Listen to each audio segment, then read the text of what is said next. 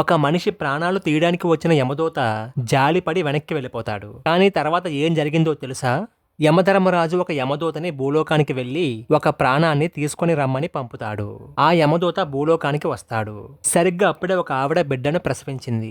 అయితే అంతకు ముందు వారమే ఆమె భర్త చనిపోయాడు. ఇప్పుడు ఆ తల్లి ప్రాణాలు కూడా తీసుకొని పోతే ఆ బిడ్డ ఆలనా పాలనా ఎలా అని ఆ యమదూత జాలిపడి ప్రాణాలు తీయకుండా వెనక్కి వెళ్ళిపోయాడు.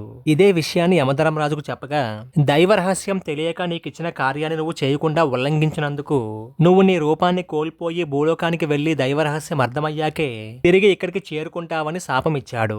ఆ యమదూత పూర్తి నల్లని రూపంలో మనిషిగా మారి ఒక చోట కూర్చొని మురుగుతూ ఉండగా అక్కడికి ఒక బట్టలు కుట్టే దర్జీ వచ్చి తను చూసి జాలిపడి ఆ యమదూతని ఇంటికి తీసుకుని వెళ్తాడు. ఆ బట్టలు కుట్టే దర్జీ తన ఇంటి ముందు ఆవరణంలో కుట్టు మిషన్ పెట్టుకుని బట్టలు కుడుతూ జీవనాన్ని సాగిస్తూ ఉంటాడు.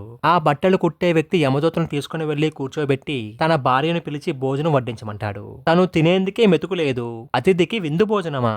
అన్నం లేదు, ఏమీ లేదు, ఇక్కడి నుంచి వెళ్ళు అంటుంది అతని భార్య. అది విన్న యమదూత అక్కడి నుంచి వెళ్ళిపోతూ ఉండగా మళ్ళీ ఆమె పిలిచి, సరే లోపలికి రా, వచ్చి భోజనం చెయ్యి అని అంటుంది. అప్పుడే యమదూత ఒక నవ్వు నవ్వుతాడు.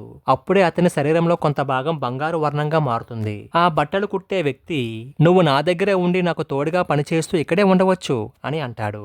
అలా 5 ఏళ్లు గడిచాక బాగా డబ్బు ఉన్న ఒక స్త్రీ తన 2 పిల్లలతో ఆ బట్టలు కుట్టే వ్యక్తి దగ్గరికి వస్తుంది.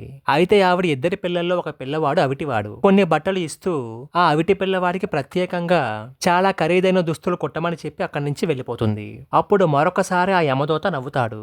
మళ్ళీ అతని శరీరంలో కొంత భాగం బంగారు వర్ణంలోనికి మారుతుంది.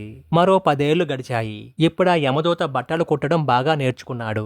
ఒక రోజు ఒక ధనవంతుడైన వ్యక్తి కారులో వచ్చి తనకు 20 ఏళ్ల వరకు చినిగిపోని ఒక కోటు కుట్టమని 3 రోజుల్లో వచ్చి తీసుకుంటానని చెప్పి వెళ్ళిపోతాడు.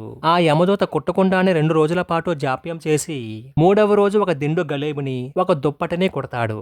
అది చూసిన బట్టలు కుట్టే వ్యక్తి, అయ్యయ్యో ఎంత పని చేశావు, ఇప్పుడు అతను వచ్చి అడిగితే నేను ఏం చెప్పాలి అని అంటుండగానే అతని కారు డ్రైవర్ వచ్చి, అయ్యా మా యజమాని చనిపోయారు, ఆయనకు ఒక దిండు గలేబు ఇంకా ఒక దుప్పటి కుట్టివ్వమని అడిగి అప్పటికే కుట్టేసి ఉన్న వాటిని తీసుకుని వెళ్ళిపోతాడు.